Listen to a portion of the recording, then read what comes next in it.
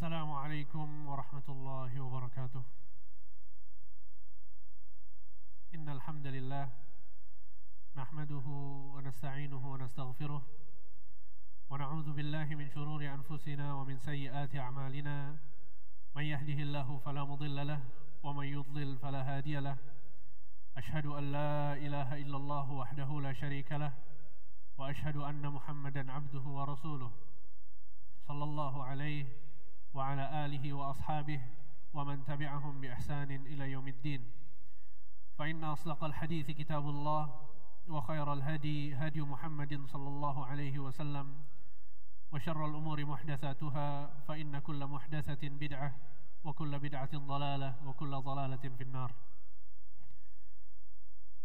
Akhwat sekalian yang dimuliakan Allah Subhanahu wa taala, alhamdulillah setelah makan siang, sholat zuhur, semoga ibu-ibu sekalian masih semangat untuk belajar. Bagaimana? Masih semangat? Dari suaranya lemes kayaknya. Masih semangat? Masya Allah. Baik, ibu-ibu sekalian, akhwat yang dimuliakan Allah Subhanahu wa taala, kita akan melanjutkan ya kisah salah satu dari ibunda kita semua. Jadi kita pada saat di dunia, kita punya ibu yang melahirkan kita, dan kita juga punya ibu yang menjadi panutan kita dalam hidup. Mereka adalah istri-istri Rasulullah Sallallahu Alaihi Wasallam. Mereka merupakan wanita yang dijamin pasti masuk surga. Pada saat kita mempelajari sesuatu, kita pasti berpikir untuk selalu belajar kepada seseorang yang sukses, kepada seseorang yang memang sudah dijamin bahwa dia bisa melakukan hal tersebut. Pada saat ibu-ibu sekalian misalnya belajar masak, maka pasti ibu belajar dari seseorang yang memang jago banget dalam masak. Sebagian orang pada saat dia mau bisnis, mau bangun usaha, dia pasti mencari mentor yang betul-betul ngerti dalam hal tersebut. Paling tidak dia sudah punya kesuksesan dalam hal tersebut. Kita nggak mungkin belajar bisnis sama seseorang yang masih belajar bisnis sama seperti kita. Sehingga begitu juga kita, khususnya para akhwat sekalian, pada saat mengarungi kehidupan ini sebagai wanita muslimah. Coba kita lihat, siapa orang yang bisa kita contoh. Dan contoh yang terbaik adalah Ummahatul Mukminin, istri-istri Rasul Sallallahu Alaihi Wasallam, karena mereka adalah wanita-wanita yang dijamin masuk surga padahal mereka masih bernafas. Mereka dijamin masuk surga padahal mereka masih hidup. Mereka dijamin masuk surga padahal mereka masih menjadi istri. Bisa dibayangkan ya, kalau ibu-ibu sekalian nih udah jadi istri, kemudian dikatakan bahwa ibu pasti masuk surga. Apa yang terjadi? Kita biarkan suami kita terlantar ya. Saya udah pasti masuk surga. Ini potret Ummahatul Mukminin, istri-istri Nabi, itu mereka dijamin masuk surga pada saat mereka masih menjadi istri. Sehingga keutamaan istri-istri Nabi Shallallahu Alaihi Wasallam yang paling besar adalah bahwa mereka merupakan istri-istri Rasulullah Shallallahu Alaihi Wasallam di dunia dan di akhirat kelak. Sehingga mereka akan berkumpul bersama Rasulullah Shallallahu Alaihi Wasallam di surga. Jadi bisa dibayangkan ya, mereka masih hidup di dunia, tapi mereka sudah tahu bahwa mereka akan menjadi istri dengan Rasul Shallallahu Alaihi Wasallam juga di akhirat kelak. Sehingga Khadijah, Aisyah, Hafsah, Ummu Salamah, istri-istri Nabi SAW yang lainnya, seluruhnya akan menjadi istri-istri beliau di surga kelak. Sehingga dalam surat Al-Ahzab, ya, dalam surat Al-Ahzab ayat 31, Allah Subhanahu wa taala berfirman, "Wa may yaqnut minkunna lillahi wa rasulihi wa ta'mal salihan nu'tiha ajraha marratayn wa a'tadna laha rizqan karima." Kata Allah Subhanahu wa taala, dan barang siapa di antara kalian, wahai istri-istri Nabi, lihat, Allah berbicara kepada mereka, kondisinya mereka masih hidup. Dan barang siapa di antara kalian, wahai istri-istri Nabi, jika kalian tetap taat kepada Allah dan Rasulnya dan mengerjakan kebaikan, niscaya kami akan berikan pahala kepadanya 2 kali lipat, dan kami sediakan rizki yang mulia baginya. Ini keutamaan yang besar bagi istri-istri Nabi Shallallahu Alaihi Wasallam, bahwa amal soleh yang mereka lakukan akan dilipat gandakan. Dan janji yang berikutnya adalah bahwa Allah mengatakan, kami sediakan rizki yang mulia bagi kalian. Rizki yang mulia di dalam ayat ini, ya, silahkan digaris bawahi ibu-ibu sekalian. Rizki yang mulia di dalam ayat ini, Ibnu Katsir rahimahullah, seorang ahli tafsir, mengatakan maksud dari rizki yang mulia adalah seluruh istri Nabi akan bersama Nabi di surga kelak. Luar biasa. Itulah kenapa di daurah dasar muslimah ini kita membahas tentang mereka. Karena mereka pasti masuk surga. Mereka adalah istri-istri yang sukses untuk menjadi istri dari suami mereka. Ya, sehingga inilah kenapa kita mempelajari tentang Ummahatul Mukminin, yaitu ibunda kaum muslimin, dan secara spesifik yang akan kita bahas pada sesi kali ini adalah Hafsah radhiyallahu anha wa ardhaha. Pembahasan pertama yang akan kita angkat adalah siapa itu Hafsah. Ada yang kenal ibu-ibu sekalian Hafsah? Hafsah, kita akan berkenalan. Hafsah adalah istri Nabi Shallallahu Alaihi Wasallam yang mulia. Beliau adalah Hafsah binti Umar ibn Khattab radhiyallahu anhum wa ardhahum. Jadi Hafsah ini anaknya Umar. Kita sering dengar cerita tentang Umar, ya, bahwa Umar adalah sahabat Nabi yang mulia, sahabat Nabi yang pemberani, sahabat Nabi yang selalu menjunjung tinggi perkataan yang benar dan melawan kebatilan. Jadi bayangkan sosok Umar bin Khattab punya anak namanya Hafsah. Dan ibu dari Hafsah adalah Zainab binti Maz'un. Zainab binti Maz'un. Ya, tentu ibunya Hafsah juga salah seorang sahabiyah yang mulia.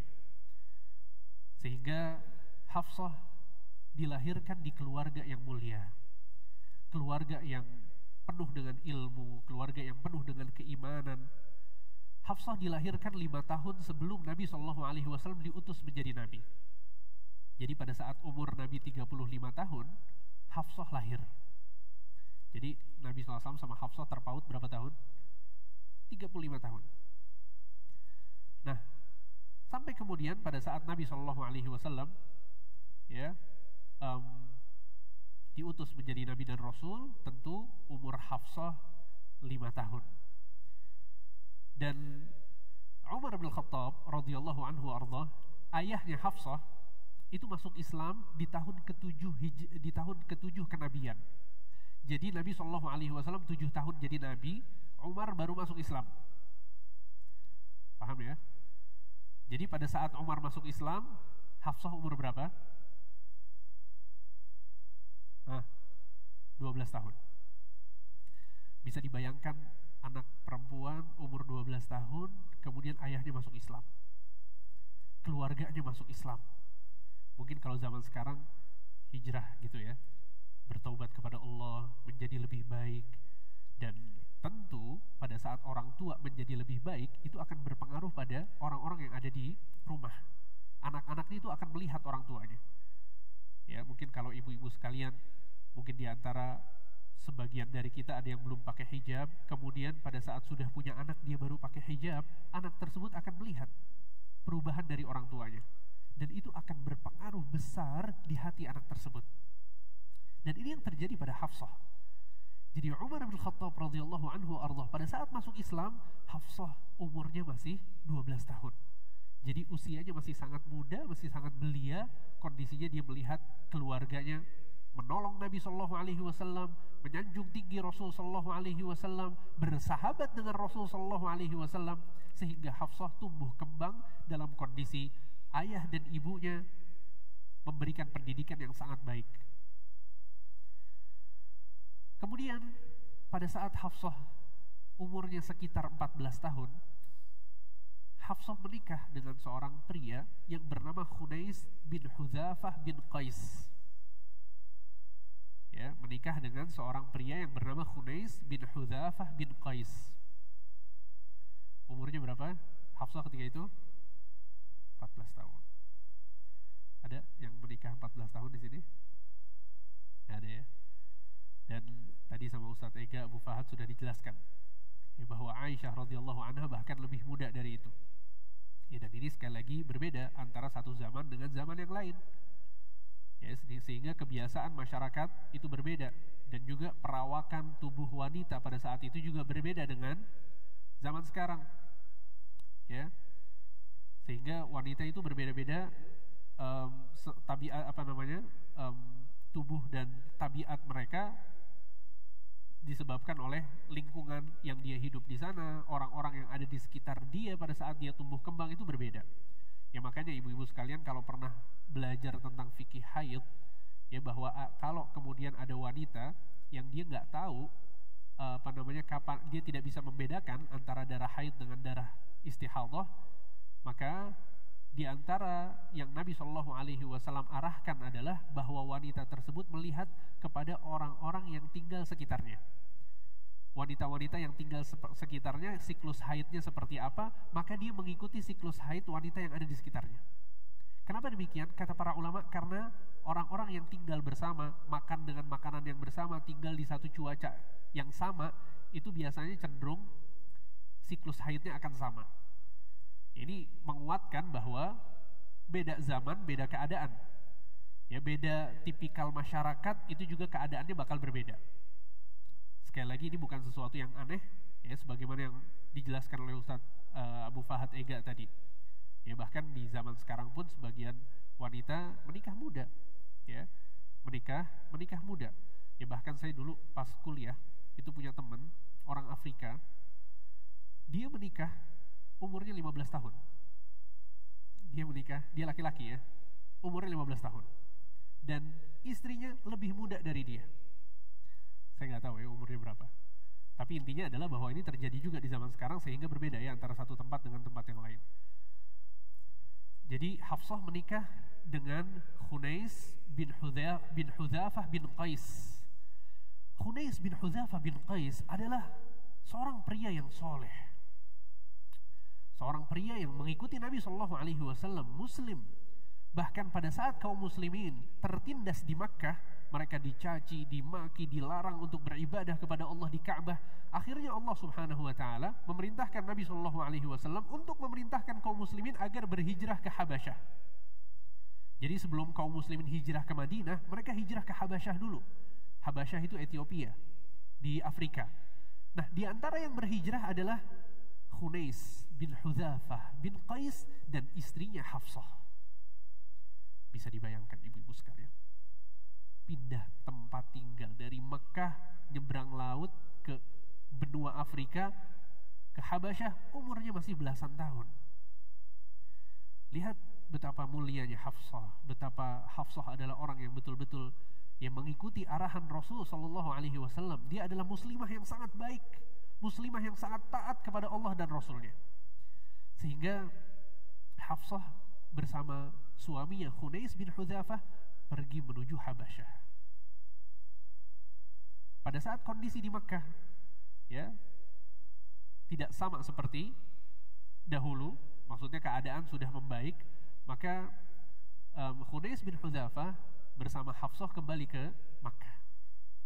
Ya, jadi Hafsah di Habasyah, kemudian kembali ke Makkah, sampai akhirnya ada perintah dari Allah Subhanahu wa taala agar kaum muslimin berhijrah ke Madinah.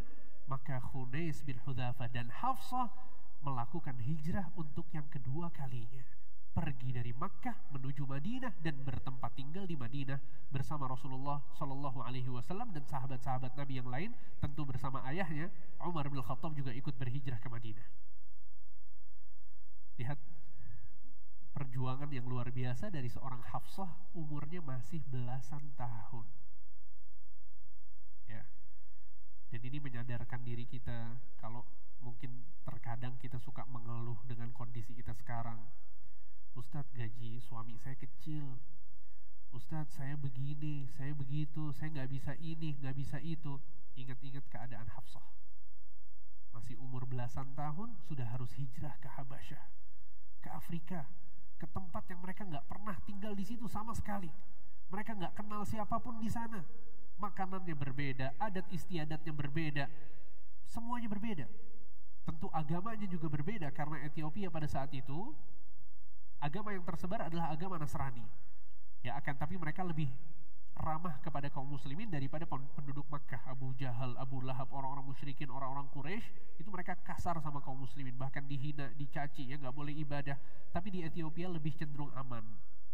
Tapi tetap aja, ini dia harus adaptasi di negeri yang baru, di lingkungan yang baru, sehingga ini bukan sesuatu yang mudah. Ini dilakukan oleh Hafsah pada saat umurnya masih belasan tahun. Kemudian dia berhijrah ke Madinah, dan di Madinah Hafsah dengan suaminya berjuang luar biasa untuk Islam. Sampai-sampai suaminya Khunais bin Hudzafah bin Qais adalah salah seorang prajurit kaum muslimin yang ikut berperang pada perang Badar. Dan kita tahu betapa besarnya perang Badar. Bahkan Allah Subhanahu wa taala mengatakan, "If'alu ma syi'tum qad ghafartu lakum." Allah mengatakan kepada orang-orang yang ikut perang Badar, lakukanlah sesuka kalian dalam hidup kalian, sesungguhnya aku sudah ampuni dosa-dosa kalian. Lihat, Allah mengatakan kepada siapa? Kepada para prajurit pasukan yang ikut perang Badar. Di antara yang ikut adalah siapa? Khunais bin Hudzafah bin Qais, suami dari Hafsah. Setelah ikut perang Badar, dalam sebuah riwayat dikisahkan bahwa dia ikut perang Uhud. Pada saat perikut perang Uhud, Khunais bin Hudzafah terluka parah. Khunais bin Hudzafah terluka parah, sehingga pada saat usai peperangan, Hafsah harus merawat suaminya dalam kondisi terluka parah, bersimbah darah, dirawat oleh Hafsah, istri yang mulia, istri yang berbakti kepada suaminya, istri yang bersabar dengan keadaan hidup. Pada saat dia diperintahkan untuk berhijrah, dia berhijrah. Pada saat dia diperintahkan untuk bersabar, merelakan suaminya ikut perang, direlakan oleh Hafsah. Bahkan suaminya terluka parah, dirawat oleh Hafsah. Lihat, ini pelajaran besar buat para wanita akhwat, untuk mendukung selalu apa yang dilakukan oleh suaminya, selama itu adalah aktivitas yang halal, aktivitas yang baik. Apalagi jika konteksnya adalah mencari nafkah yang halal, dukung mereka sebagaimana Hafsah mendukung suaminya. Ya, sehingga ini kehidupan Hafsah pada saat umurnya masih belasan tahun. Qaddarallah wa ma syaa fa'al. Allah mentakdirkan pada saat suaminya sakit parah, terluka akibat peperangan Uhud, akhirnya suaminya pun wafat. Allah, ini ya menyedihkan ya. Suaminya wafat. Pada saat suaminya wafat, ibu-ibu sekalian tahu berapa umur Hafsah ketika itu? Umurnya masih 18 tahun. Bayangkan, umur 18 tahun, kondisinya sudah berhijrah ke Habasyah, berhijrah ke Madinah, support suaminya yang berjihad di jalan Allah, di perang Badar, di perang Uhud, merawat suaminya, berjuang luar biasa, dedikasinya untuk Islam tidak bisa dibayarkan. Tapi Allah Subhanahu wa taala kemudian mentakdirkan suaminya wafat. Umar bin Khattab radhiyallahu anhu wa ardhah, Umar bin Khattab sedih luar biasa pada saat melihat anak perempuannya masih umur 18 tahun dan suaminya wafat. Jadi Hafsah jadi menjanda gitu ya, dia tidak punya suami, umurnya masih 18 tahun. Umar bin Khattab sedih luar biasa. Dan disebutkan ya bahwa Hafsah ini wanita yang sangat cantik. Hafsah ini wanita yang sangat cantik. Ditambah lagi Hafsah adalah wanita yang sangat cerdas. Tentu kita bisa melihat dari ayahnya ya, Umar bin Khattab cerdas luar biasa. Bahkan berkali-kali Umar bin Khattab memutuskan satu perkara, kemudian ayat Al-Quran turun yang membenarkan keputusannya siapa? Umar bin Khattab. Cerdasnya luar biasa. Dan itu menurun ke anaknya Hafsah. Akhirnya Umar bin Khattab radhiyallahu anhu arda, dia berusaha mencarikan suami untuk anaknya. Akhirnya Umar datang kepada Abu Bakar radhiyallahu anhu arda. Datang kepada Abu Bakar Kemudian mengatakan kepada Abu Bakar, wahai Abu Bakar, sesungguhnya anakku Hafsah baru saja suaminya wafat. Maukah engkau menikahi anakku Hafsah? Abu Bakar radhiyallahu anhu mengatakan tidak. Itu bisa bayangkan ya, Umar ini sama Abu Bakar dekat banget. Kemana-mana Ali bin Abi Thalib mengatakan, sesungguhnya sering sekali aku melihat Rasulullah SAW pergi bersama Abu Bakar dan Umar. Bahkan Rasulullah SAW sering sekali bercerita kepada kami, suatu hari aku pernah pergi ke satu tempat bersama Abu Bakar dan Umar. Pernah suatu hari aku masuk ke satu kota bersama Abu Bakar dan Umar. Pernah kami keluar bersama Abu Bakar dan Umar. Ini mereka bertiga, Rasulullah, Abu Bakar dan Umar, selalu bersama-sama pada saat mereka hidup. Bahkan setelah mereka wafat, mereka dikuburkan di posisi yang sama, di tempat yang sama. Makanya kalau kita datang ke Madinah, ke Masjid Nabawi, kemudian kita salam ke kuburannya Nabi SAW, pasti kita mengucapkan apa? Assalamu alayka ya Rasulullah, Assalamu alayka ya Abu Bakar, Assalamu alayka ya Umar. Kita mengucapkan salam kepada tiga orang tersebut yang gak pernah terpisahkan. Jadi wajar pada saat Umar bin Khattab melihat anaknya kondisinya seperti itu, suaminya wafat, ditawarkanlah kepada Abu Bakar. Tapi Abu Bakar gak mau. Ya, ibu-ibu bisa bayangkan ya, pada saat ibu-ibu punya anak misalnya, kemudian melihat seorang yang dekat sekali dengan ibu, atau setidaknya orang tuanya dekat, kemudian ditawarkan gak mau. Akhirnya di hati Umar ada sesuatu. Di hati Umar ada sesuatu terhadap Abu Bakar. Sehingga Umar bin Khattab pergi kepada Utsman bin Affan. Dan kita tahu siapa Utsman bin Affan, seorang sahabat yang mulia. Kemudian Umar mengatakan hal yang sama kepada Utsman. Wahai Utsman, sesungguhnya suami dari anakku Hafsah baru saja wafat. Maukah engkau menikahi Hafsah? Apa kata Utsman? Tidak. La ilaha illallah. Ditolak sama dua orang yang ideal luar biasa untuk dinikahi. Ya, Abu Bakar gak mau, Utsman juga gak mau. Akhirnya tidak berselang lama, Rasulullah SAW mendatangi Umar dan meminta kepada Umar agar Hafsah dinikahi oleh Rasulullah SAW. Ya, sehingga pada tahun ketiga Hijriyah Hafsah dinikahi oleh Rasulullah SAW setelah masa iddahnya sudah selesai. Ya, dan Nabi SAW menikahi Hafsah dengan mahar sebesar 400 dirham. Jadi maharnya Hafsah yang diberikan oleh Nabi SAW itu 400 dirham. Berapa 400 dirham? 400 dirham itu sama dengan 1190 gram perak. Ya, karena zaman Nabi SAW uang itu ada dinar, ada dirham. Kalau dinar dari emas, kalau dirham dari perak. Nah, Nabi SAW memberikan 400 dirham atau sama dengan 1190 gram perak. Ya. Dan 1 gram perak hari ini adalah 12.000. Ya, jadi saya riset dulu ya. 1 gram perak hari ini adalah 12.000, sehingga mahar Nabi SAW 400 dirham sama dengan 14.280.000. Ya, kalau diuangkan dengan nilai perak saat ini. Ya, dan emas dan perak itu valuasinya nggak turun ya, nggak kena inflasi. Sehingga maksudnya adalah bahwa 400 dirham dikeluarkan oleh Nabi SAW sebagai mahar kepada Hafsah radhiyallahu anha wa ardhaha. Ya, akhirnya Hafsah pun resmi menjadi salah seorang dari istri Rasulullah sallallahu alaihi wasallam. Ya. Setelah Umar menikahkan Hafsah, Umar bertemu dengan Abu Bakar. Kemudian Abu Bakar mengatakan kepada Umar radhiyallahu anhu wa ardhah, "Fa innahu lam yamna'ni an arji'a ilaika fima 'aradta 'alayya illa anni kuntu 'alimtu anna Rasulullah sallallahu alaihi wasallam qad dzakaraha. Falam akun li ufshi sirra Rasulillah walau tarakaha Rasulullah qabiltuha." Kata Abu Bakar pada saat bertemu dengan Umar setelah Nabi SAW menikahkan Hafsah, wahai Umar, aku tahu bahwa di hatimu ada sesuatu terhadapku pada saat aku menolak untuk menikahi anakmu Hafsah. Kata Umar, iya benar.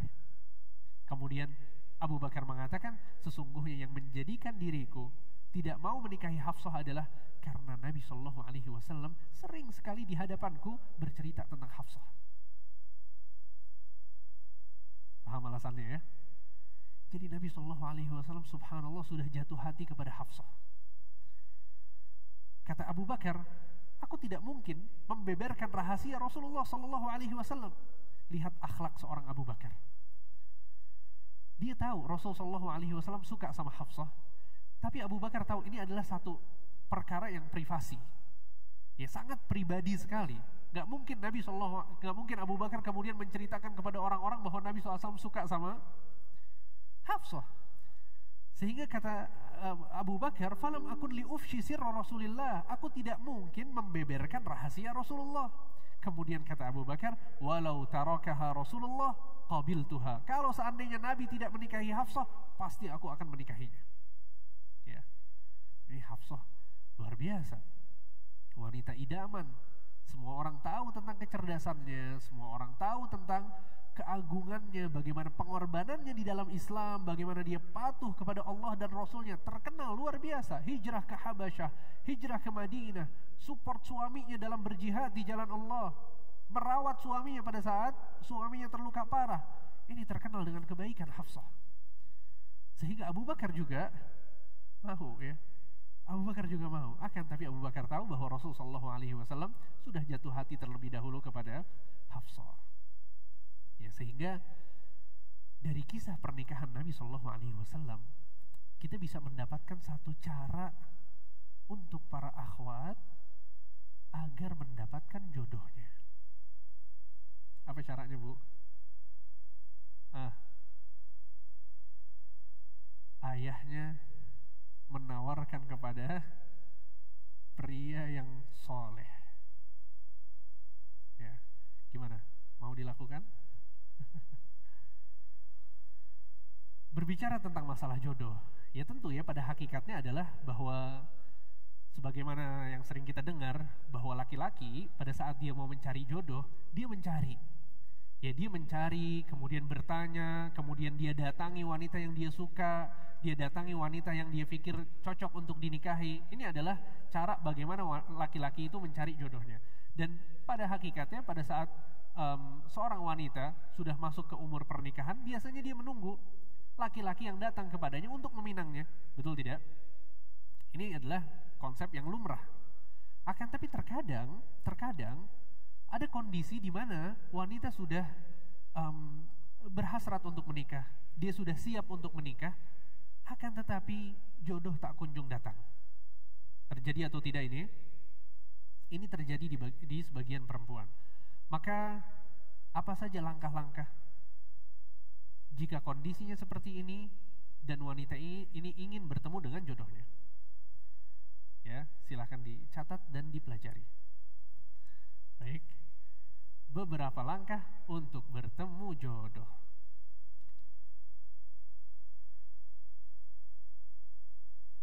Gimana? Yang tadinya ngantuk langsung pada melek semua. Ini pembahasan yang saya suka, Ustaz. Ya. Baik. Kalau memang suka pembahasan ini, maka saya berharap langkah-langkah ini dilakukan setelah kita menyelesaikan daurah. Siap melakukannya? Yang ngomong siap kayaknya itu ibunya tuh kayaknya. Bukan anaknya itu kayaknya. Oh, cucunya, Bu. Baik. Beberapa langkah untuk bertemu jodoh. Yang pertama, berdoa kepada Allah Subhanahu wa ta'ala. Ingat, berdoa kepada siapa? Kepada Allah. Jangan datang ke dukun, jangan datang ke tukang sihir, nanya ke para peramal. Ya, ini saya bintangnya Virgo. Saya bintangnya apa lagi? Leo. Waduh gawat, karena saya Leo ternyata jodoh saya nanti orangnya pelit lagi nih. Gimana, bingung dia? Ya nggak boleh ya. Kita meminta hanya kepada Allah Subhanahu wa taala. Kita berdoa hanya kepada Allah Subhanahu wa taala, dan ini merupakan tauhid, yang ini merupakan mengesahkan Allah Subhanahu wa taala. Ini adalah inti beribadah, ini adalah inti dari penghambaan diri seseorang kepada Allah, yaitu pada saat dia berdoa meminta kepada Allah Subhanahu wa taala. Allah Subhanahu wa taala mengatakan dalam Al-Qur'an surat Al-Baqarah, "Wa idza sa'alaka 'ibadi 'anni fa inni qarib ujibu da'watad da'i idza da'an falyastajibu li wal yu'minu bi la'allahum yarshudun." Wahai Muhammad, jika ada di antara hamba-hambaku yang bertanya tentang diriku, maka kabarkan kepada mereka, sesungguhnya aku dekat. Aku akan menjawab doa orang-orang yang meminta kepadaku. Falyastajibu li, hendaknya dia meminta kepadaku. Wal yu'minu bi, hendaknya mereka beriman kepadaku. La'allahum yarshudun, mereka pasti akan mendapatkan petunjuk. Lihat, Allah Subhanahu wa taala menawarkan dirinya untuk memberikan bantuan kepada kita. Ya, ini ayat sangat penting ibu-ibu sekalian. Sehingga hati seseorang itu tidak condong kepada manusia, tidak condong kepada makhluk-makhluk Allah Subhanahu wa taala. Hatinya betul-betul tertuju kepada Allah Subhanahu wa taala. Coba dibayangkan pada saat kita mengenal seseorang, dia punya harta yang banyak, dia punya jabatan yang tinggi, status sosial yang bagus banget, dan dia sering membantu orang lain. Bahkan kita seringkali minta kepada orang tersebut dan dia memberikan apa yang kita minta. Coba bayangkan orang yang sifat-sifatnya seperti itu. Hartanya banyak, jabatannya tinggi, status sosialnya oke, kemudian dermawan luar biasa. Gak ada orang yang ditolak pada saat minta kepadanya. Pada saat kita butuh bantuan kepadanya, kemudian kita datang ke orang tersebut dan kita meminta sesuatu, apa yang ada dalam hati kita? Keyakinan bahwa orang ini pasti memberikan bantuan kepada kita, betul tidak? Ini yang terfikirkan tentang seorang manusia yang memiliki sifat-sifat tersebut. Walillahil mathalul a'la. Bagaimana dengan Allah Subhanahu wa taala? Yang Allah adalah di antara Asmaul Husna, di antara nama-nama Allah adalah Al-Ghani, yang artinya yang maha kaya. Di antara nama-nama Allah adalah Al-Karim, yang maha mulia. Di antara nama-nama Allah adalah Ar-Rahman, Ar-Rahim, yang maha pengasih lagi maha penyayang. Minta sama Allah. Gantungkan hati kita kepada Allah Subhanahu wa taala pada saat kita mau menikah. Nabi SAW mengatakan kepada Abdullah bin Abbas, "Idza sa'alta fas'alillah." Kalau kamu minta sesuatu, mintalah kepada Allah. Subhanallah. Ini pelajaran besar dari Nabi SAW untuk Abdullah bin Abbas. Pada saat itu Abdullah bin Abbas umurnya masih 10 tahun. Tapi lihat bagaimana Nabi SAW mengikat hati Abdullah bin Abbas kepada Allah Subhanahu wa taala langsung.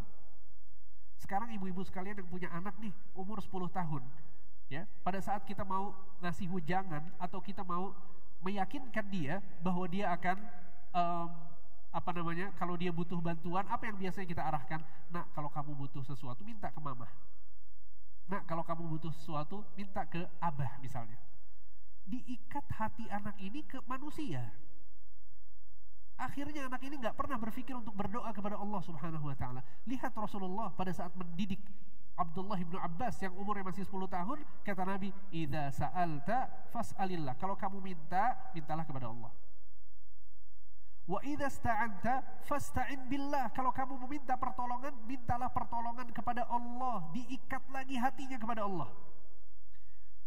Setelah hatinya sudah terikat kepada Allah, hubungan hatinya kepada manusia dihancurkan oleh Nabi SAW. Apa yang Nabi katakan kepadanya? Wa'lam annal ummata law ijtama'at ala an yanfa'uka bi syai'in lam yanfa'uka illa bi syai'in qad katabahu Allahu lak. Nah, ketahuilah bahwa jika seluruh manusia yang ada di muka bumi ini mereka berbondong-bondong berkumpul untuk memberikan sedikit manfaat kepadamu, sungguh mereka tidak mungkin bisa memberikan manfaat sedikit pun kecuali sekedar apa yang Allah takdirkan untukmu.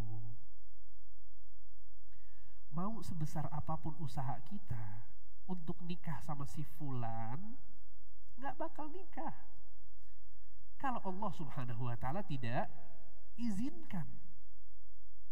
Jadi hati kita harusnya terikat kepada Allah Subhanahu wa taala, jangan kepada manusia. Ini yang pertama kali yang harus dilakukan pada saat seorang wanita mau menikah. Ikat hatimu dengan Allah Subhanahu wa ta'ala. Kemudian di akhir hadisnya Nabi SAW mengatakan, walau ijtama'u ala an yadhurruka bi syai'in lam yadhurruka illa bi syai'in qad katabahu Allahu 'alaik. Dan jika seluruh manusia berkumpul yang ada di muka bumi ini untuk memberikan mudarat kepadamu, untuk memberikan satu hal yang tidak engkau sukai, mereka tidak akan bisa melakukan hal tersebut kecuali jika Allah izinkan. Jangan takut. Kalau suka sama si fulan, berdoa sama Allah. Walaupun orang tua kita bersikeras untuk mencegah, sebagian saudara-saudara kita nggak setuju, kita sudah yakin bahwa dia adalah orang yang tepat untuk kita. Terus berdoa, jangan pernah lalai. Bangun malam sebelum subuh setengah jam paling enggak bangun, sholat 1 rakaat saja kalau kita nggak biasa sholat malam, kemudian angkat tangan minta sama Allah Subhanahu wa ta'ala. Ya Allah, ya, nikahkan aku ya Allah, berikan kepadaku jodoh yang soleh, ya, lelaki yang bertanggung jawab kepada istri dan anak-anaknya kelak. Minta sama Allah Subhanahu wa ta'ala, sehingga ini adalah langkah pertama. Siap untuk dilakukan? Insya Allah. Yang kedua, husnudzon kepada Allah Subhanahu wa ta'ala. Sebagian orang pada saat dia berdoa hanya sekedar rutinitas, kayak ngisi absen. Berdoa, kemudian hatinya tidak yakin bahwa Allah akan memberi. Yang seperti ini sia-sia. Nabi SAW mengatakan, ud'ullah wa antum muqinuna bil ijabah. Berdoalah kepada Allah dalam kondisi hati kalian yakin Allah akan menjawab doa kalian. Sebagian orang berdoa, kemudian hatinya ragu-ragu. Ya, mungkin bisa jadi dikabulkan, tapi kayaknya susah nih kalau nikah sama si fulan nih. Ya. Husnudzon sama Allah Subhanahu wa ta'ala ini adalah kunci agar seseorang itu dikabulkan doanya. Kemudian yang ketiga, langkah yang ketiga adalah fokus memperbaiki diri. Ini saya tambahkan sedikit karena ini biasanya yang jadi masalah bagi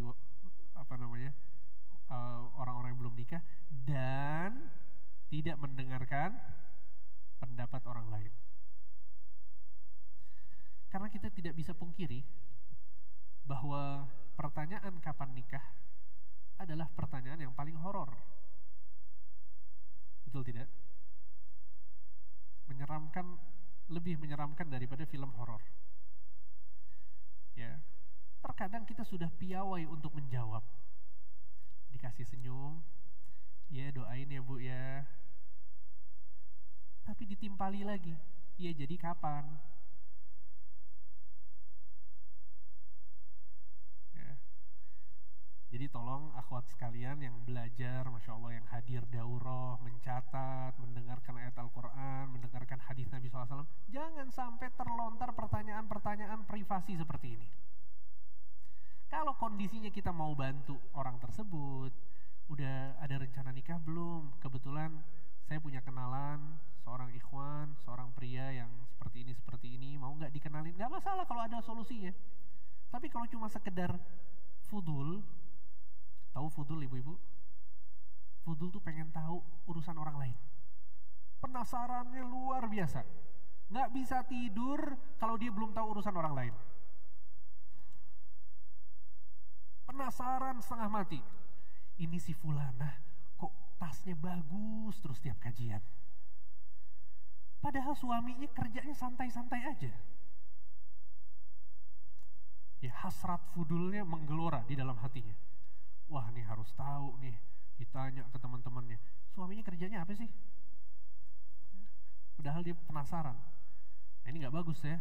Nabi SAW mengatakan min husni islamil mar'i tarkuhu ma la ya'nih. Termasuk dari keindahan keislaman seseorang adalah meninggalkan perkara yang bukan urusan dia. Lihat, kalau kita mau melihat seseorang ini Islamnya indah atau tidak, bagus atau tidak Islamnya, lihat bagaimana dia bersikap kepada urusan-urusan orang lain. Kalau dia sibuk sama urusan orang lain, berarti Islamnya belum baik.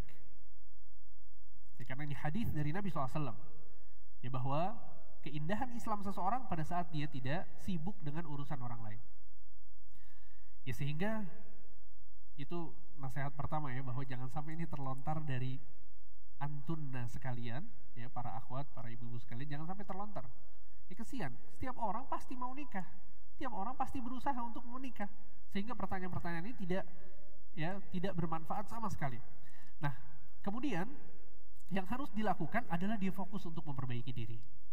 Ya, dia berusaha untuk bertakwa kepada Allah Subhanahu wa taala, dia berusaha untuk belajar, ya, agama Islam, dia berusaha untuk menyelesaikan tugas-tugas yang memang itu menjadi kegiatan dan aktivitas dia. Misalnya, kalau misalnya wanita tersebut masih kuliah, maka selesaikan kuliahnya, silahkan, alhamdulillah, aktivitas yang bermanfaat. Kalau dia aktif bekerja misalnya dalam satu pekerjaan yang halal, yang thayyib, yang tidak ada larangan agamanya, silahkan beraktivitas, ya, nggak ada masalah, sambil berbakti kepada kedua orang tua, karena ini adalah amal soleh yang sangat agung. Ya, sehingga nggak ada masalah sama sekali. Seorang muslim, seorang muslimah itu selalu sibuk dengan kebaikan. Jadi nggak peduli apakah sudah nikah atau belum nikah. Mau sudah nikah, mau belum nikah, ya fokus kita menjadi hamba Allah. Fokus kita berbuat baik, fokus kita mengisi waktu-waktu kita dengan hal-hal yang bermanfaat. Karena hal-hal ini ya nggak ada kaitannya sama menikah atau tidak menikah. Sehingga fokus untuk memperbaiki diri. Ya, karena pada hakikatnya Allah Subhanahu wa taala mengatakan dalam surat An-Nur, "Wat-thayyibatu lit-thayyibin." Sesungguhnya wanita-wanita yang baik untuk laki-laki yang baik. Wanita, istri-istri yang baik itu untuk suami-suami yang baik. Ya, apa maksudnya ayat ini? Maksudnya adalah kalau kita mau cari nih laki-laki yang berkualitas, ya, dalam arti dia mapan, bertakwa kepada Allah, sering hadir kajian, ilmunya luas, hafidz Al-Quran, miliarder.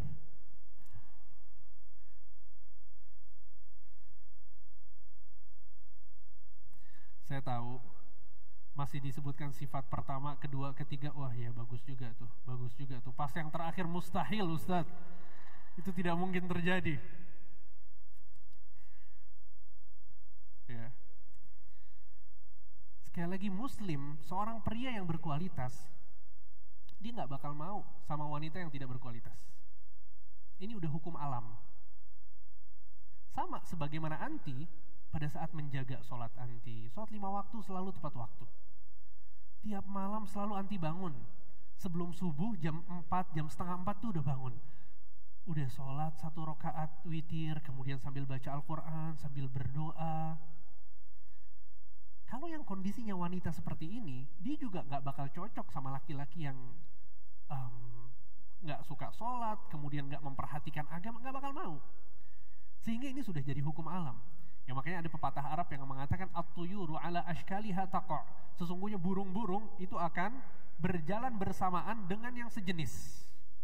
Pernah ibu ngelihat burung elang sama burung pipit jalan bareng? Ngobrol bareng, dia akrab gitu. Ngopi bareng. Ada. Burung elang terbangnya tinggi. Burung pipit depan rumah kita di atas pagar. Loncat ke sini, loncat ke situ. Gak bakal kumpul sama elang. Sehingga tabiat manusia adalah dia bakal berkumpul dan dikumpulkan dengan orang-orang yang semisal. Jadi fokus perbaiki diri. Ya, coba kita upgrade kehidupan kita. Kita mulai dari ilmu mungkin. Ustadz, kayaknya saya belum pernah nih belajar Islam secara intens.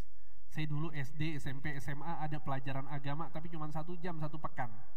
Kuliah, kerja, gak pernah belajar agama lagi. Ya udah, mulai sekarang ayo belajar. Hadir kajian-kajian ilmu, ditanyakan yang dikaji apa, buku apa, dibeli bukunya, dibaca di rumah, kemudian hadir di kajian tersebut, dijelaskan oleh sang ustadz, kemudian kalau ada yang tidak difahami ditanyakan kepada ustadz tersebut, dalami ilmu agama. Mulai dari masalah pembahasan akidah, keyakinan kita, tentang asma wa sifat, misalnya sifat-sifat Allah, nama-nama Allah Azza wa Jal, maknanya seperti apa, kandungan amal solehnya seperti apa. Ditambah lagi dengan belajar tentang fikih sholat misalnya, fikih wudu misalnya, fikih tentang toharoh. Karena wanita ada kebiasaan dia haid misalnya setiap bulan, banyak rincian hukum yang perlu kita pelajari. Ayo upgrade diri kita. Jangan pernah ridho dengan keadaan diri kita hari ini. Jangan pernah ridho. Jadilah seorang muslimah yang dia selalu setiap hari mendapatkan value yang baru dalam dirinya. Sekarang dia sudah pinter dalam urusan dunia misalnya, ayo pinter juga dalam urusan agama. Ya, sehingga ini adalah yang ketiga. Sampai sini masih berjanji untuk melakukan poin yang ketiga ini? Insya Allah. Kemudian poin yang keempat,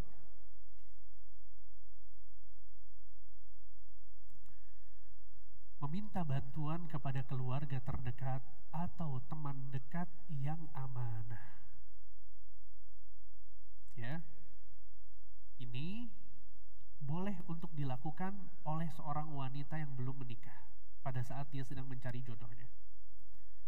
Ingat, kita nggak bicara kondisi pada saat wanita ini didatangi oleh seorang pria ya. Kalau itu selesai urusannya. Atau misalnya dia didatangi oleh pria-pria, tapi pria-pria ini tidak ideal. Misalnya ada yang nggak sholat, ada yang suka mabok, ada yang begini, ada yang begitu, naudzubillah ya. Sehingga dia nggak mau nikah sama orang-orang tersebut. Tapi ada orang yang dia rasa cocok baginya. Dia merasa orang ini layak ya untuk dia menjadi istrinya. Maka nggak masalah. Ini bukan satu hal yang aib. Pada saat kita ngobrol sama keluarga kita atau sama teman dekat kita nggak masalah. Tapi dengan syarat. Apa syaratnya? Amanah. Ya, yang bisa menjaga rahasia, yang sekiranya dia mau membantu. Ya. Sehingga betul-betul mencari orang yang amanah yang bisa membantunya untuk mendapatkan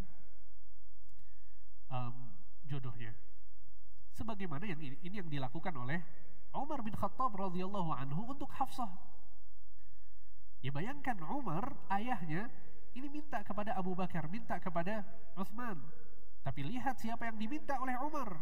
Yang diminta oleh Umar adalah Abu Bakar, orang yang amanah luar biasa. Abu Bakar gak bakal cerita-cerita ke orang. Begitu juga dengan Utsman. Utsman orang yang amanah, sehingga Utsman itu gak bakal cerita-cerita ke orang-orang. Faham maksudnya ya? Jadi jangan sampai salah faham nih. Minta bantuan kepada orang, ingat yang amanah, yang betul-betul menginginkan kebaikan buat diri kita. Ya, dan bagi keluarga terdekat dan teman terdekat, jangan nunggu diminta bantuan. Yang peka. Ya. Ini yang pada ketawa pada nggak peka nih. Temenan setiap hari jalan bareng, setiap hari ngopi bareng, nggak dibantuin. Bantuin. Ya, yang peka. Carikan untuk sahabat-sahabat kita orang-orang yang memang pantas untuk mendapatkan sahabat kita. Ya. Kalau memang kita yakin bahwa sahabat kita ini orang baik, dan tentu kita kan pilih-pilih pada saat bersahabat ya. Kita nggak mungkin dong bersahabat sama orang yang misalnya tidak baik.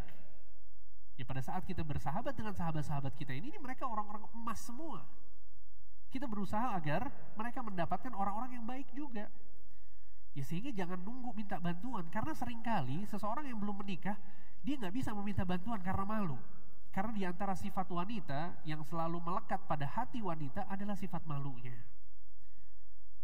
Ya, jadi kita carikan, apalagi buat para orang tua nih, ibu-ibu sekalian, atau bapak-bapak sekalian yang hadir. Ada bapak-bapak di sini? Ini kru ya, bapak-bapak semua nih.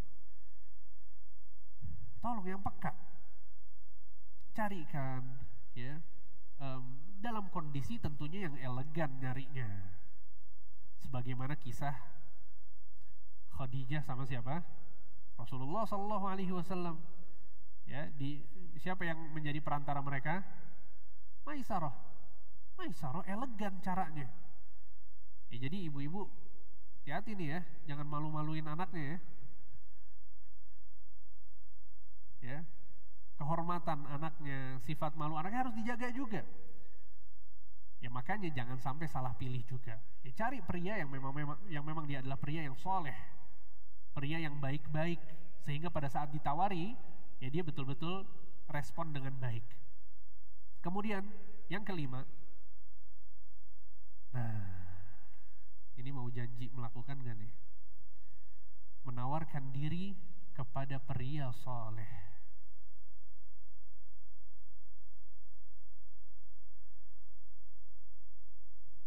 Ya, ini salah satu cara, akhwat sekalian, tapi nggak harus dilakukan juga. Ya, nggak harus dilakukan. Akan tapi ini sebagai amanah ilmiah, ya saya ingin menyampaikan karena ini disebutkan di kitab-kitab para ulama. Di antaranya Imam Al-Bukhari rahimahullah dalam kitab Sahih Bukhari, beliau menyebutkan bab ardhil mar'ati nafsaha 'ala ar-rajulis salih. Bab bolehnya seorang wanita menawarkan dirinya kepada laki-laki yang soleh. Di antara dalilnya adalah bahwa Anas bin Malik bercerita, ada seorang wanita datang kepada Nabi SAW. Kemudian wanita ini mengatakan, ya Rasulullah, alaka bi hajah, wahai Rasulullah, maukah engkau menikahiku? Wanita ini mendatangi Nabi SAW. Maka anak dari Anas bin Malik mengatakan, ma aqalla haya'aha wa sau'atah. Betapa tidak tahu malunya wanita ini. Sungguh memalukan.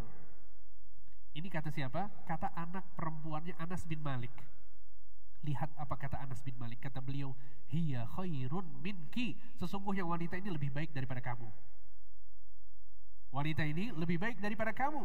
Raghibat fin nabi fa'aradat alaihi nafsaha. Dia suka kepada Nabi, maka dia pun menawarkan agar dinikahi oleh Nabi SAW. Ya, jadi gak masalah pada saat wanita itu menawarkan dirinya kepada pria yang soleh, pria yang baik, ya. Dan sebagian ulama mengarahkan ya bahwa kalau kemudian wanita ini memiliki dia misalnya malu, ya nggak bisa menawarkan dirinya, maka pindah ke cara yang keempat tadi. Paham ya? Pindah ke cara yang keempat tadi, dia kabarkan teman dekatnya misalnya, dia kabarkan keluarganya yang dekat sama dia, agar kemudian ditawarkan kepada orang tersebut, pria soleh tadi, dan kondisinya pria soleh tadi nggak tahu bahwa si wanita ini suka sama dia. Paham ya? Ingat, cara ini bukan terus buka Instagram, laki-laki di DM-in sama dia.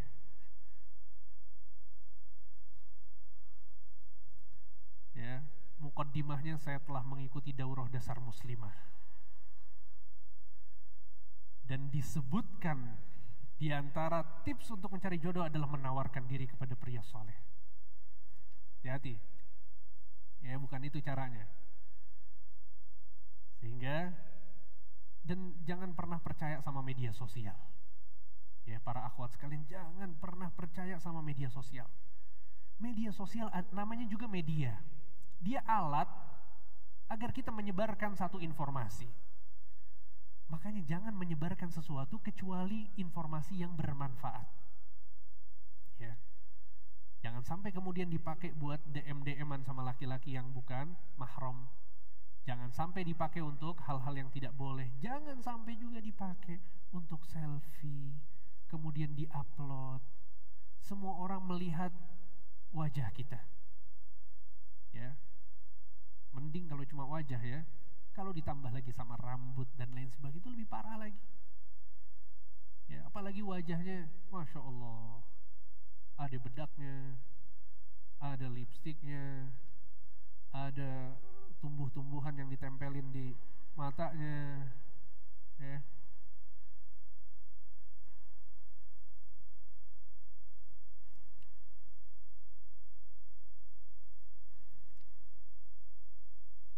Semakin hari semakin dipupuk, makin hari makin panjang.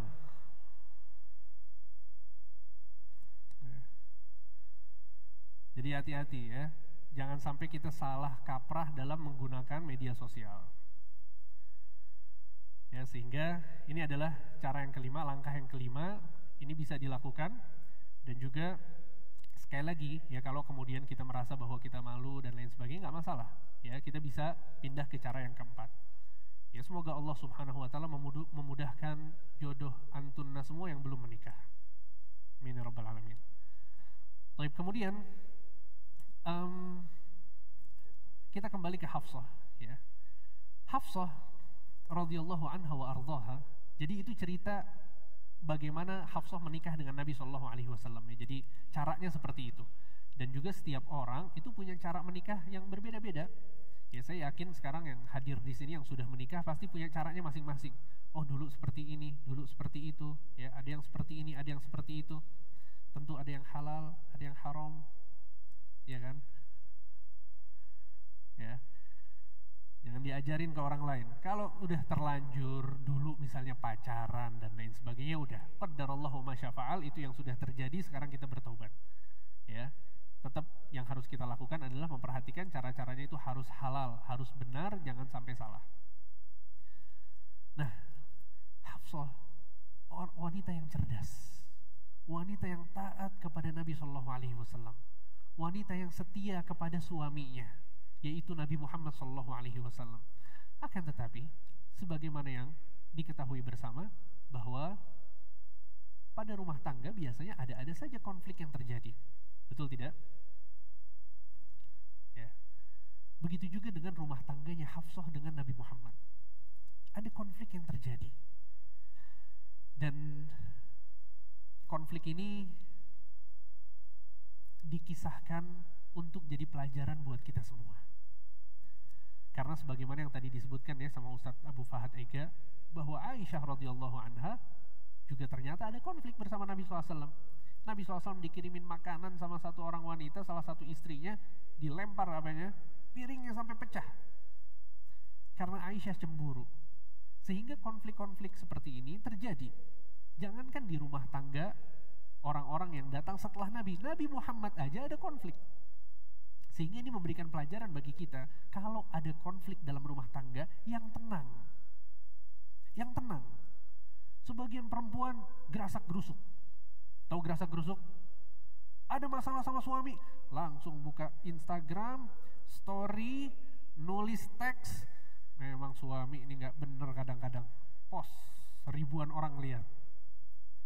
Dibikin status yang tenang, sabar, diselesaikan dengan baik. Nabi Muhammad SAW punya budak perempuan yang bernama Maria. Pernah dengar tentang Maria?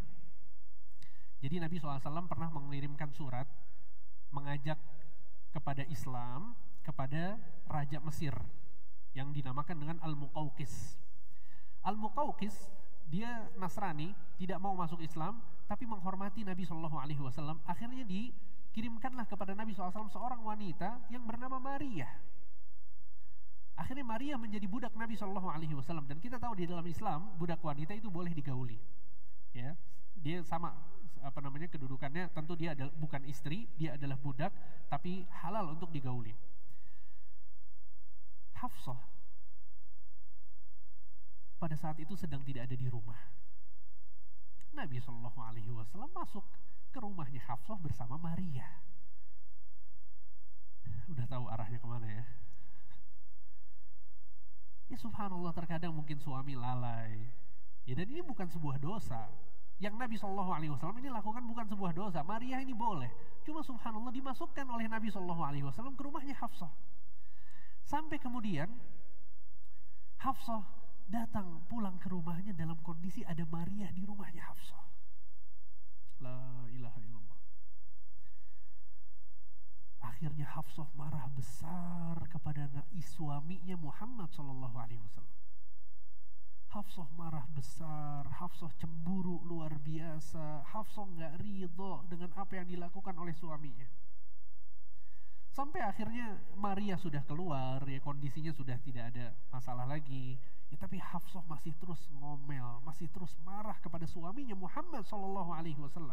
Hafsah yang sangat cerdas, Hafsah yang sangat solehah, Hafsah yang berhijrah ke Habasyah, Hafsah yang berhijrah ke Madinah, Hafsah yang selalu mendukung suaminya untuk berjihad di jalan Allah, yang menjadi suami Rasulullah SAW, cemburu.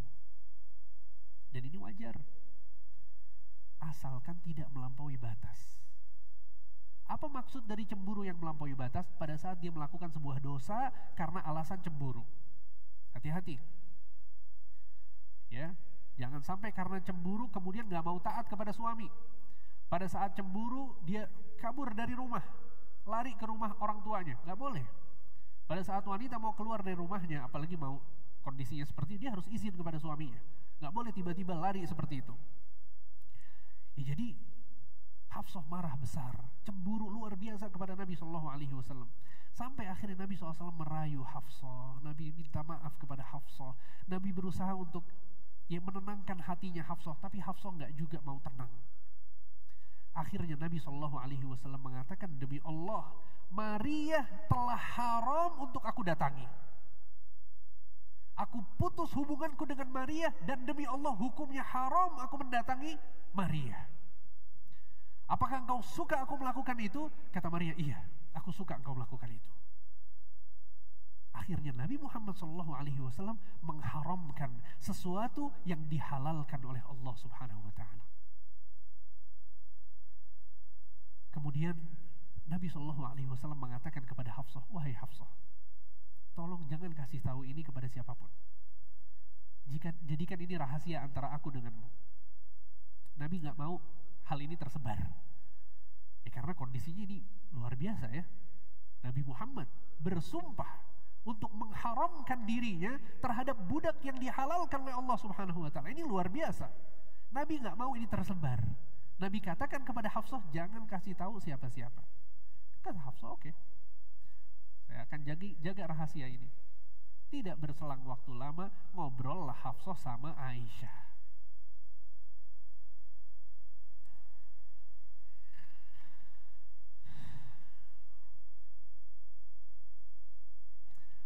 Kadang-kadang pas lagi baca kisah ini, ya Allah, Hafsah.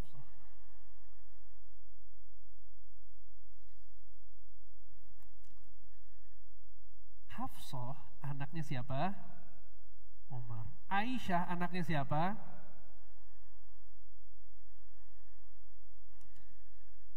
Terjawab sudah. Karena memang mereka berdua ini yang paling dekat. Dan umur mereka gak terpaut jauh. Dua-duanya masih belasan tahun. Jadi kalau ngobrol seru. Apalagi ngomongin suami ya. Akhirnya Hafsah cerita macam-macam. Di antaranya dia cerita bahwa suami kita telah mengharamkan atas dirinya Maria. Ini yang terjadi, dibeberkan semua cerita-cerita rahasia rumah tangganya Hafsah dengan Rasulullah. Akhirnya Nabi Muhammad SAW, dia adalah seorang nabi. Dia adalah seorang nabi. Sehingga Allah Subhanahu wa Ta'ala memberitahukan kepada Nabi tentang apa yang dilakukan oleh Hafsah. Allah bercerita kepada Nabi Muhammad tentang detail apa yang dikatakan oleh Hafsah kepada Aisyah. Akhirnya Nabi SAW memanggil Hafsah. Duduk bareng Hafsah, kemudian Nabi mengatakan bahwa kamu sudah cerita rahasia yang kamu berjanji untuk merahasiakannya, dan kamu telah melakukan ini, melakukan itu, dibeberkan oleh Nabi SAW satu persatu. Apa kata Hafsah? Man amba'aka hadza, wahai Nabi, siapa yang ngasih tahu kamu bahwa aku melakukan hal tersebut?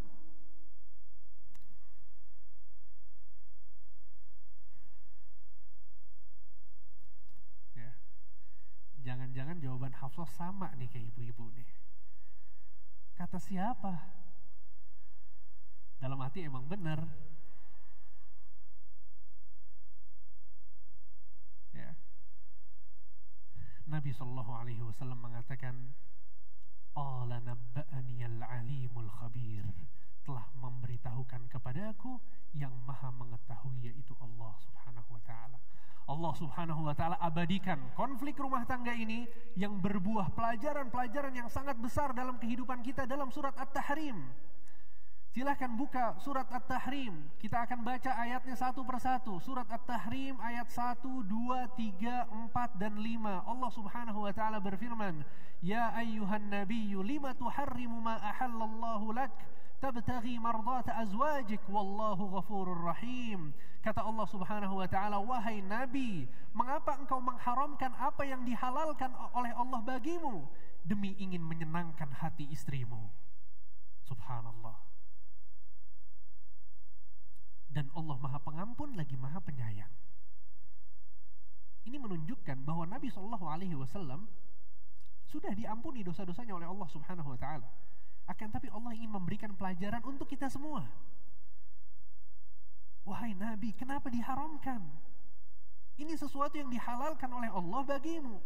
Apakah engkau melakukan ini demi ingin menyenangkan hati istrimu? Dan Allah maha pengampun lagi maha penyayang. Perhatikan ayat berikutnya. Allah mengatakan, qad faradallahu lakum tahillata aymanikum wallahu maulakum wa huwal alimul hakim.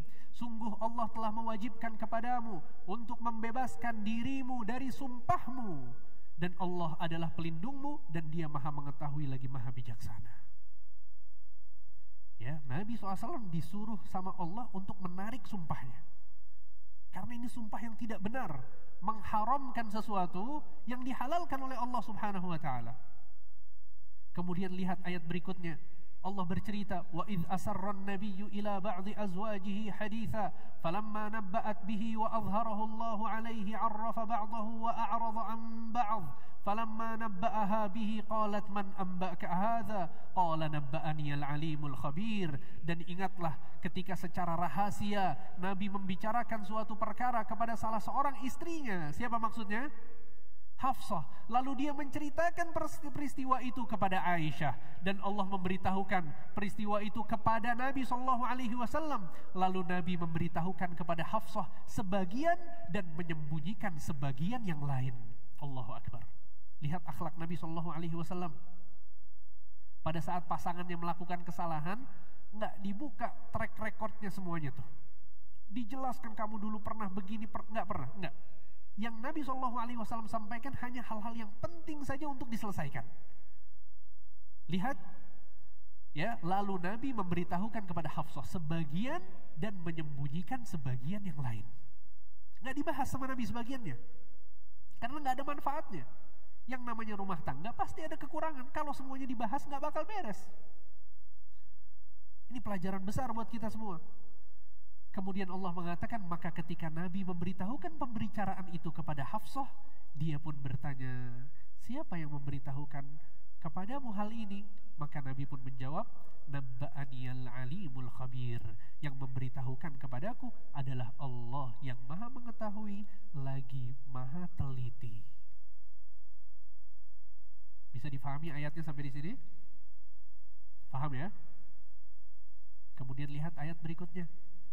Allah subhanahu wa ta'ala mengatakan, in tatuba ilallahi faqad sagat qulubukuma wa in tadhahara alaihi fa innallaha huwa maulahu wa jibrilu wa salihul mu'minin wal malaikatu ba'da dhalika zahir.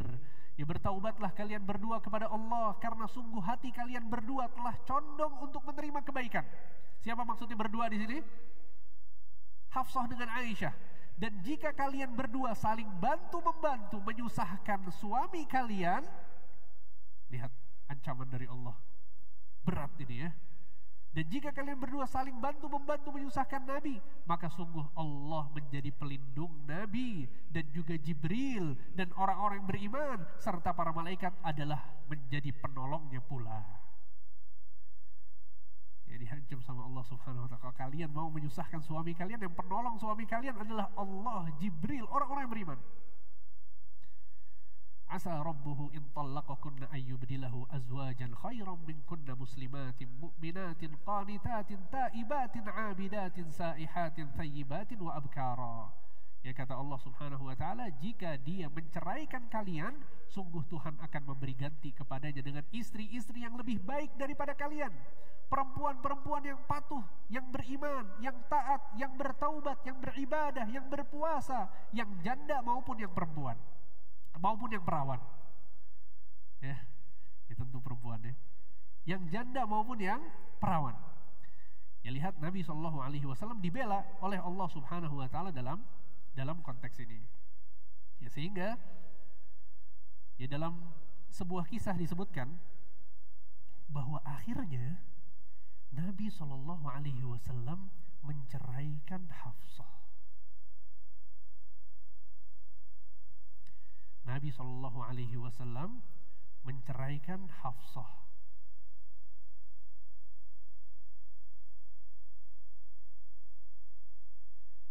Ya, ini cukup menyedihkan ibu-ibu sekalian, bahwa Hafsah ditalak oleh Nabi SAW karena Hafsah terlalu cemburu yang berlebihan, sampai membeberkan rahasia Nabi SAW di dalam rumahnya. Tapi ingat, apa yang terjadi setelah Nabi SAW ceraikan? Perhatikan baik-baik ibu-ibu sekalian. Pada saat Nabi SAW menceraikan Hafsah, tiba-tiba Jibril alaihi salam datang kepada Nabi SAW. Lihat apa yang dikatakan oleh Jibril alaihi salam. Jibril berkata kepada Nabi Muhammad, "Ya Muhammad, raji' Hafsah, wahai Muhammad, kembalikan Hafsah menjadi istrimu. Fa innaha sawwamatun qawwamah, sesungguhnya Hafsah adalah wanita yang rajin puasa dan rajin salat. Wa innaha zaujatuka fil jannah, dan sesungguhnya Hafsah adalah istrimu di surga kelak." Allahu akbar. Lihat, Jibril alaihi salam biasanya datang ke Nabi SAW ngapain, Bu? Menyampaikan wahyu. Jibril diutus oleh Allah Subhanahu wa taala untuk menyampaikan ayat-ayat Al-Qur'an oleh Allah Subhanahu wa taala. Akan tetapi untuk kali ini Jibril diutus oleh Allah Subhanahu wa taala untuk membela siapa? Membela Hafsah. La ilaha illallah. Hafsah dibela sama Jibril, dibela sama Allah Subhanahu wa taala. Nabi SAW diperintahkan oleh Allah lewat Jibril, raji' Hafsah, kembalikan Hafsah menjadi istrimu. Fa innaha sawwamatun qawwamah, sesungguhnya Hafsah adalah rajin puasa dan rajin salat. Disebutkan bahwa Hafsah adalah sangat rajin untuk melaksanakan puasa-puasa sunnah. Dan disebutkan juga bahwa Hafsah adalah wanita yang rajin membaca Al-Quran dan sangat rajin untuk bangun malam setiap hari. Sehingga ini pelajaran besar buat kita semua, khususnya ibu-ibu sekalian. Kalau ada masalah di rumah tangga, yang diperbaiki apanya dulu? Hubungan kita sama Allah Subhanahu wa taala. Yang membela Hafsah bukan mertuanya Nabi. Yang membela Hafsah bukan Abdullah bin Umar, iparnya Nabi, bukan. Hafsah nggak berbicara kepada Umar pada saat ada konflik ini. Hafsah nggak berbicara sama kakaknya, sama adiknya pada saat ada konflik ini, tidak. Tapi lihat, hubungan baik Hafsah dengan Allah Subhanahu wa ta'ala menjadikan Allah mengutus Jibril alaihi salam untuk memperbaiki rumah tangga Hafsah. Siapapun di antara kita yang saat ini sedang ada masalah di rumah tangganya, mungkin sebagian dari ibu suaminya nggak mau kerja, mungkin sebagian suaminya acuh, mungkin sebagian lagi suaminya males-malesan kalau sholat, mungkin sebagian yang lain suaminya sering melakukan dosa dan maksiat, mungkin sebagian yang lain suaminya betul-betul tidak menafkahi istrinya, tidak menafkahi anaknya. Dan ini terjadi di masyarakat kita nggak bisa nutup mata ya, dan seringkali kita mengusahakan, akhirnya capek sendiri. Ingat, ada satu pintu yang gak mungkin tertutup selama-lamanya. Pergilah kepada Allah Subhanahu wa ta'ala, perbaiki diri, jadi wanita yang bertakwa, hadir di majelis ilmu, sholat tepat waktu, bangun malam, puasa sunnah Senin, Kamis, pertengahan bulan. Dan kita sekarang di bulan Muharram Ya sangat baik untuk melaksanakan puasa, terlebih di tanggal 9 dan tanggal 10 nanti. Ayo jadi wanita yang solehah. Baca Al-Quran setiap hari, baca zikir, jangan pernah lepas. Zikir pagi petang, zikir mau setelah sholat, ya zikir masuk kamar mandi, keluar kamar mandi, masuk rumah, keluar rumah, dihafalkan semua zikirnya. Ayo kita upgrade diri. Jadilah seperti Hafsah. Jadilah seperti Hafsah. Kita gak bisa jadi wanita yang gak punya konflik, gak bisa. Hafsah aja yang cerdas luar biasa, yang taat luar biasa, ada konflik di rumah tangganya, tapi dibela sama Allah Subhanahu wa ta'ala. Kalau kita, siapa yang bela kita? Sehingga ini pelajaran yang paling penting dari kisah ini, bahwa bertakwalah kepada Allah Subhanahu wa ta'ala. Seringkali kita selalu seringkali kita terlalu fokus sama sebab. Ada masalah, yang ada di otaknya apa? Kita ke psikolog. Datang ke psikolog, curhat sejam, 2 jam. Ada masalah yang ada di pikirannya, oh coba nih kita berangkat ke ustadz nih, biar beres urusan. Ya akhi, Allah Subhanahu wa ta'ala dulu. Dalam surat At-Talaq ayat 2, Allah mengatakan, wa may yattaqillah yaj'al lahu makhraja. Barang siapa yang bertakwa kepada Allah, maka Allah akan berikan jalan keluar. Ini Allah yang ngasih tahu loh. Bukan ustadz yang ngasih tahu, bukan psikolog yang ngasih tahu. Dengan segala hormat kepada para psikolog tentunya, mereka sering sekali membantu orang-orang yang terkena mental health, dan keberadaan mereka sangat bermanfaat. Tapi konteks yang sedang dibahas di sini adalah apa yang menjadi prioritas, kemana dia harus pergi. Dalam surat At-Talaq ayat 4, Allah mengatakan, wa may yattaqillah yaj'al lahu min amrihi yusra. Barang siapa yang bertakwa kepada Allah, maka Allah akan jadikan urusannya menjadi mudah. Subhanallah. Ya, kemudian dalam surat Al-Lail ayat 7, Allah mengatakan, fa amma man a'ta wattaqa wa saddaqa bil husna fasanuyassiruhu lil yusra. Barang siapa yang suka bersedekah, yang bertakwa kepada Allah pada saat, dan dia juga meyakini tentang hari kiamat kelak, maksudnya beriman, bertakwa kepada Allah, maka kita akan mudahkan dia ke jalan yang memudahkan dirinya. Ya, sehingga ini adalah pelajaran yang sangat penting yang perlu kita cermati dari kisah dari surat At-Tahrim ini. Ya, kemudian di antara faedah dari kisah ini juga, ya, jadi yang pertama tadi adalah bahwa jangan sampai kemudian kita malah melakukan sebuah dosa. Ya, ini saya akan sebutkan juga faedah-faedah dari kisah ini. Ya, di antaranya adalah yang pertama, melakukan dosa bukan jalan keluar dari masalah rumah tangga. Ya, jadi hati-hati ibu-ibu sekalian. Kita diperintahkan untuk bertakwa kepada Allah, sebagaimana yang dilakukan oleh Hafsah. Jadi jalan keluarnya itu bukan dengan melakukan sebuah dosa. Ya. Karena wal'iyadzubillah, ya, sebagian orang, khususnya wanita, ya, karena mungkin dia panik pada saat ada masalah, ya, alih-alih menyelesaikan masalahnya justru malah terjerumus dalam dosa besar. Sebagian dari mereka, sebagaimana yang tadi kita singgung, ya, datang ke dukun, datang ke tukang sihir, ya, dukun, kemudian curhat ke dukun tentang rumah tangganya, mau diselesaikan. Akhirnya dikasih, ya, amalan-amalan yang termasuk kesyirikan kepada Allah. Disuruh nyembelih ayam warna hitam, disuruh naruh misalnya sesuatu di makanan suaminya dan lain sebagainya, ya. Sehingga ini merupakan kesyirikan kepada Allah, bahaya, ya. Nabi SAW mengatakan, man ataka hinan aw arrafan fasaddaqahu bima yaqul faqad kafara bima unzila ala Muhammad. Barang siapa yang mendatangi tukang sihir atau dukun kemudian dia percaya, maka dia telah kafir terhadap apa yang diturunkan kepada Nabi Muhammad SAW. Maksudnya kafir dari agama Islam. Jadi hati-hati, jangan sampai berbuat dosa pada saat ada masalah. Kalau ada masalah itu diselesaikan. Kita bermusyawarah, ya, dengan keluarga suami kita misalnya, nggak masalah. Kita bermusyawarah sama orang-orang yang kita rasa dia memiliki ilmu, kemudian dia amanah, nggak masalah kita bermusyawarah. Ya, tapi jangan sampai berdosa. Sebagian istri pada saat dia ada masalah di rumah tangganya, dia kabur ke rumah orang tuanya. Ini juga nggak dibenarkan. Ini juga tidak dibenarkan. Kecuali yang disebutkan oleh para ulama adalah kalau si suami ini memberikan mudarat kepada istrinya. Seperti KDRT misalnya. Istrinya dipukulin dalam rumah. Dan ini terjadi. Dan banyak yang tanya ke saya ya tentang hal ini. Kalau kondisinya seperti ini, ya kabur dari rumah, jangan di rumah. Ya silahkan kembali ke rumah orang tuanya, kemudian selesaikan perkaranya dari jauh. Kenapa? Karena kalau dia mendekat, dia dipukul. Ini bahaya.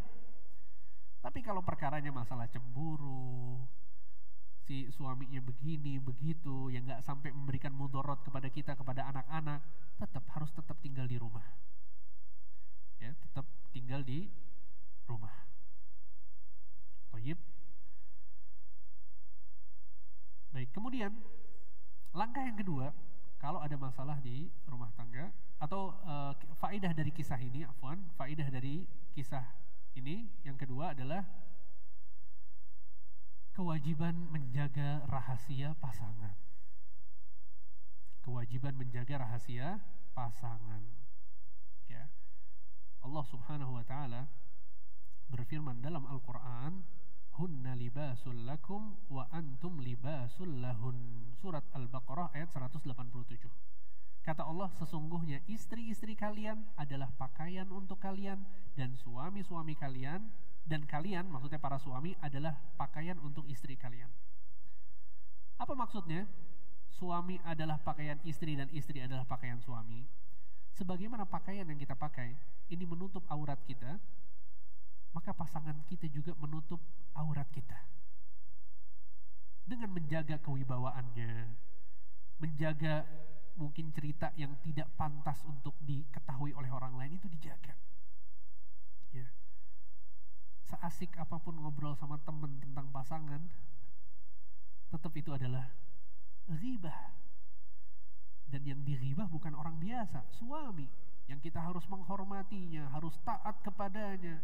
Bahkan kita wajib untuk taat kepada suami lebih besar daripada ketaatan kita kepada orang tua kita yang melahirkan kita.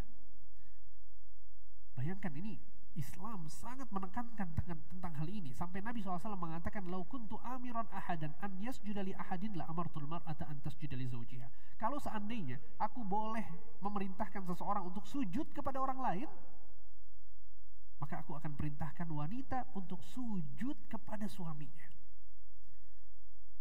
Dan tentu sujud kepada selain Allah adalah kesyirikan. Tapi Nabi ingin menjelaskan betapa besarnya hak suami yang harus dipenuhi oleh istri. Kemudian di antara faedah dari kisah ini juga adalah jika istri bersalah, maka apa yang harus dilakukan? Bertaubat dan meminta maaf kepada suami. Gimana? Bisa dilakukan ibu-ibu sekalian? Ya, jangan pernah setan kita turuti untuk tidak tunduk kepada suami. Karena setan paling suka ya istri itu setara atau di atas suaminya. Wah, setan paling hobi luar biasa. Dia bisa tertawa terbahak-bahak pada saat ibu marahin suami. Oh, setan sangat mendukung. Karena fitrah yang Allah Subhanahu wa taala ciptakan adalah bahwa suami itu jadi pimpinan. Suami yang mengatur istrinya. Ya sehingga kalau kemudian ada ya di antara kita misalnya para akhwat sekalian melakukan salah, maka taubat kepada Allah, minta ampun kepada Allah dan minta maaf kepada suami. Ada satu hadis yang luar biasa dan sekali lagi saya berharap hadis ini dipraktekkan ya. Mudah-mudahan bisa dipraktekkan malam ini, ibu-ibu sekalian. Sebelum saya sebutkan hadisnya, saya mau tanya lagi, apakah bersedia untuk melakukannya? Insyaallah, oke. Siap. Hadisnya adalah, ini judulnya, keutamaan minta maaf pada suami. Hadisnya adalah Nabi SAW bersabda, "Nisa'ukum min ahlil jannah al-wadud al-walud al-a'ud ala zawjiha allati idza ghadiba ja'at hatta tad'a yadaha fi yadi zawjiha wa taqul la adzuqu ghamdan hatta tarda. Yang artinya, dan istri-istri kalian yang akan masuk surga adalah yang memiliki sifat al-wadud, artinya penyayang, al-walud, yang subur. Ya, walaupun kesuburan ini dari Allah Subhanahu wa taala, maksudnya dia suka untuk banyak anak ya. Al-a'ud, suka meminta maaf kepada suami. Nah, apa yang dilakukan oleh istri penghuni surga ini? Kata Nabi SAW, jika suaminya marah, maka dia pun segera datang kepada suaminya, meletakkan tangannya di tangan suaminya dan berkata, apa yang dia katakan? Wahai suamiku, aku tidak bisa tidur dengan nyenyak sampai engkau ridho kepadaku. Kata Nabi Muhammad SAW, ini adalah ucapan siapa? Wanita penghuni surga. Silahkan difoto. Ya, taruh di galeri. Nanti sore, malam pulang ke rumah, ambil tangan suaminya sambil buka galeri. Ya, maaf suamiku, aku nggak hafal hadisnya nih. Ya, saya udah janji, terlanjur janji sama Ustadz. Ya. Sehingga ini yang dilakukan oleh Hafsah, bahwa Hafsah benar dia melakukan kesalahan, tapi dia dibela oleh Allah, dibela oleh Jibril, dan Hafsah tentu meminta maaf kepada Nabi, dan Hafsah bertaubat kepada Allah, dan Hafsah tetap menjadi istri Nabi SAW dan wanita penghuni surga, istri Rasulullah di akhirat kelak. Ya, sehingga Hafsah radhiyallahu anha wa ardhaha, setelah Nabi SAW wafat, dia adalah wanita yang terkenal dengan banyak sekali sedekah. Hafsah terkenal dengan Al-Quran, dengan menghafal Al-Quran. Bahkan diantara sahabat-sahabat Nabi datang kepada Hafsah untuk bertanya tentang hukum-hukum agama Islam. Sampai pada saat Utsman bin Affan ingin mengumpulkan Al-Quran, mencetak Al-Quran, ya diantara yang dilakukan oleh Utsman adalah Utsman pergi kepada Hafsah, karena Hafsah memiliki salinan catatan Al-Quran. Allahu Akbar. Hafsah radhiyallahu anha. Ya. Kemudian beliau wafat di tahun 45 Hijriah pada khilafah Muawiyah, dan umur Hafsah pada saat itu 60 tahun. Jadi Hafsah hidup setelah Nabi SAW wafat itu sekitar 35 tahun. Ya, pada saat Hafsah berumur 25 tahun, Nabi SAW wafat, ya sisa hidupnya dijalani dengan bersendirian, karena memang istri-istri Nabi setelah Nabi wafat tidak boleh menikah dengan siapapun. Ini hukum yang khusus bagi mereka. Ya, sehingga Hafsah wafat pada umur 60 tahun.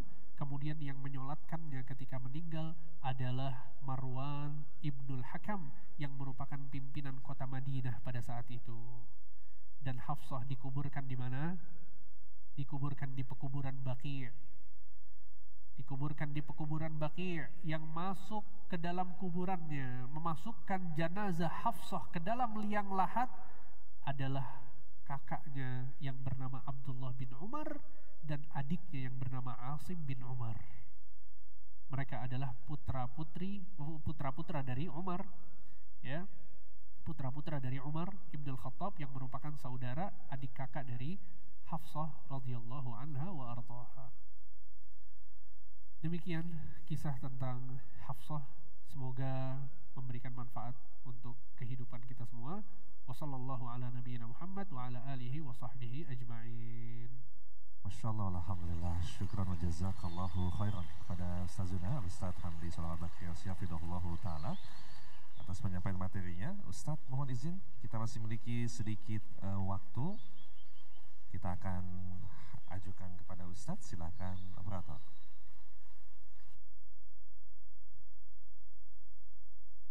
Baik, ini ada yang bertanya ya.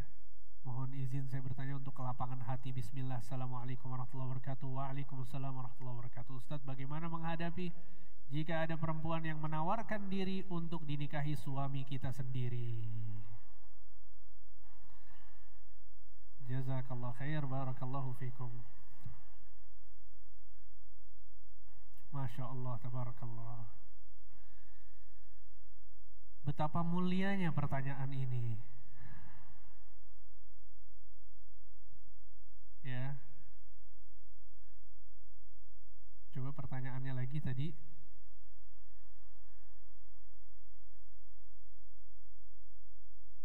Ya. Tentu ini adalah ujian dari Allah Subhanahu wa taala. Ya. Dan jawabannya adalah terserah Anda.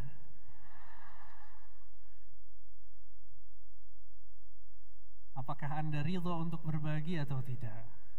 Ya tentu pada dasarnya kita tahu ya. Dan saya yakin ibu-ibu sekalian juga tahu bahwa poligami adalah syariat Islam, bahwa ini ada di dalam Al-Quran, ini juga dalam hadis-hadis Nabi, sahabat-sahabat Nabi berpoligami, dan ini sesuatu yang dibolehkan. Tapi tentu ini kembali kepada keadaan masing-masing dari setiap rumah tangga, ya, kembali kepada masing-masing setiap rumah tangga. Dan subhanallah, kabar baiknya adalah wanita ini bertanyanya kepada Anda, bukan kepada suami Anda. Ya, wallahu alam. Ada lagi? Apakah bisa dijadikan excuse untuk mencari ilmu keluar kota atau keluar negeri tanpa mahram bila wanita ingin meningkatkan kualitas diri? Tentu kalau mau safar harus pakai mahram. Harus pakai mahram. Ya, apalagi kalau keluar negeri. Ya.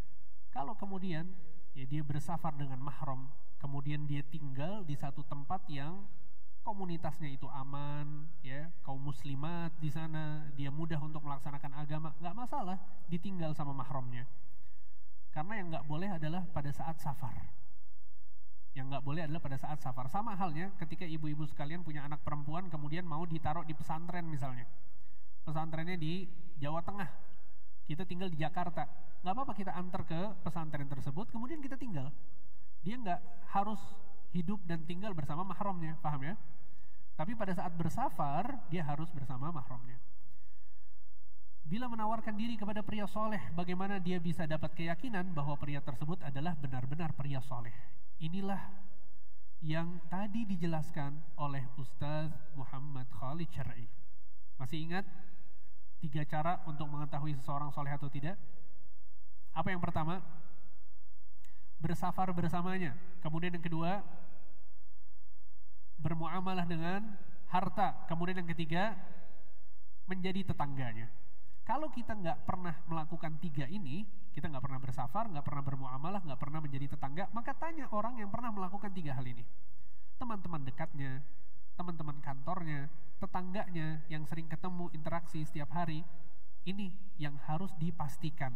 Jadi sekali lagi sebagaimana yang tadi saya sebutkan, jangan percaya sama media sosial. Ya, tolong para akhwat, khususnya yang masih belum nikah nih. Wallah, jangan ketipu sama ikhwan-ikhwan. Masya Allah, tampilannya pakai peci, pakai baju koko. Bukan saya ya. Ngomongin agama, ini saya banget deh. Ya. Tapi subhanallah, ya, ngomongin agama, postingannya agama, itu belum tentu dia orang baik, belum tentu. Jadi jangan pernah percaya sama media sosial. Begitu juga saya sering bilang ya ke teman-teman laki-laki yang belum pada nikah, saya sering bilang perkataan yang sama, bahwa jangan percaya sama akhwat-akhwat yang media sosialnya ramai dengan kebaikan. Maksud tidak percaya itu bukan berarti ini kita tolak kebaikannya, tidak. Tapi jangan kemudian itu dijadikan tolak ukur agar kita menikah. Karena sebagian orang memang, kenapa engkau menikah sama si fulan? Iya Ustaz, saya ngelihat Instagramnya bagus Ustaz, rapi di Instagramnya, warna hijau, warna merah. Ya.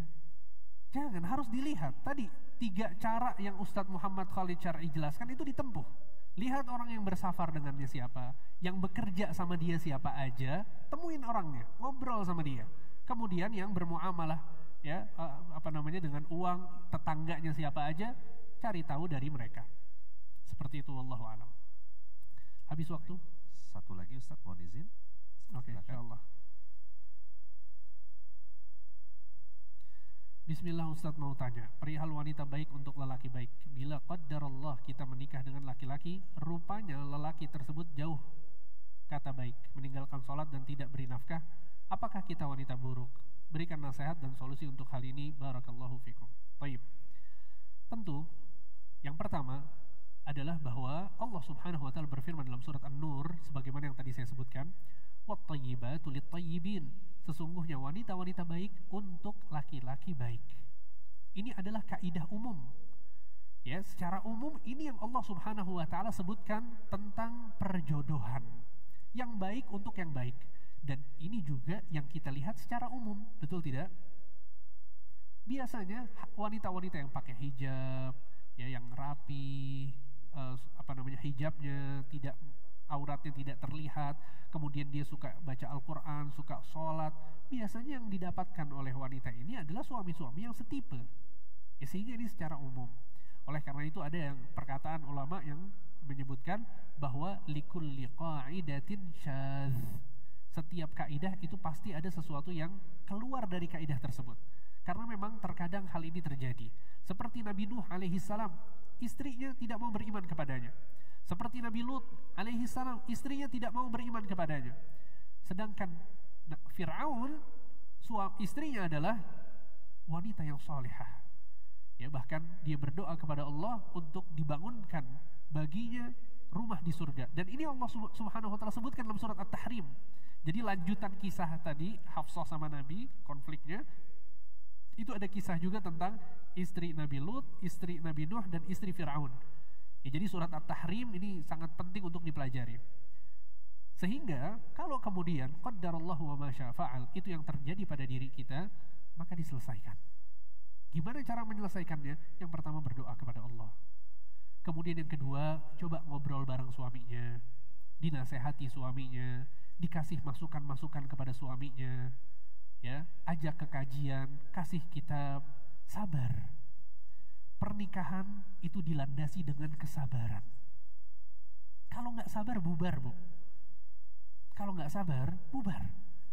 Sehingga dalam rumah tangga kita harus sabar. Dan satu hal, ini kita tutup dengan ini ya, karena pertanyaan terakhir juga, perhatikan baik-baik, ibu-ibu sekalian, para akhwat yang dimuliakan oleh Allah Subhanahu wa taala. Pada saat kita melayani suami kita, pada saat kita patuh kepada suami kita, pada saat kita berbuat baik kepada suami kita, yakini selalu kita melakukan itu semua untuk siapa?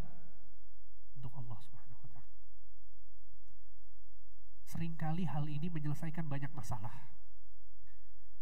Karena kalau kita berharap suami kita ngasih ini ke kita, ngasih itu ke kita, kita berharap suami kita manis ke kita, berharap suami kita begini, kadang itu nggak bisa tercapai. Sehingga yang kita lakukan seakan-akan sia-sia. Tapi kalau dia meyakini ini adalah ibadah, ini adalah perintah Allah Subhanahu wa taala, dia akan terus menjadi istri yang solehah. Karena dia yakin dengan dia taat kepada suaminya, dia dijanjikan surga oleh Allah Subhanahu wa taala. Nabi Muhammad SAW mengatakan, "Idza shallatil mar'atu khamsaha wa shamat syahraha wa ata'at ba'laha, qila laha udkhulil jannata min ayyi abwabil jannati syi'ti." Kalau seandainya wanita salat 5 waktu, puasa Ramadan, dan dia taat sama suaminya, maka akan dikatakan kepada istri tersebut, "Masuklah engkau ke dalam surga dari pintu mana saja yang engkau kehendaki." Salat sama puasa ini dilakukan sama suami dan istri. Tapi taat sama suami ini hanya dilakukan oleh istri, dan suami tidak mendapatkan hadis ini. Hadis ini khusus untuk para istri. Dipersilahkan masuk ke dalam surga dari pintu yang mana saja. Kenapa Ustadz? Kok spesial banget? Allah sampai memperbolehkan istri soleha tersebut untuk masuk dari pintu yang mana saja? Karena sulit. Karena sulit. Ya, sehingga bersabar, ya, berdoa terus kepada Allah. Dan kalau qaddar Allah kita dapat suami yang tidak ideal, maka perbaiki pelan-pelan. Ya, perbaiki pelan-pelan sambil husnudzon kepada Allah Subhanahu wa taala. Barakallahu fikum. Semoga apa yang disampaikan bermanfaat. Sallallahu ala nabiyina Muhammad wa ala alihi wa sahbihi ajma'in. Barakallahu fikum. Wassalamualaikum warahmatullahi wabarakatuh. Waalaikumsalam warahmatullahi wabarakatuh. Kami ucapkan syukran wa jazakallah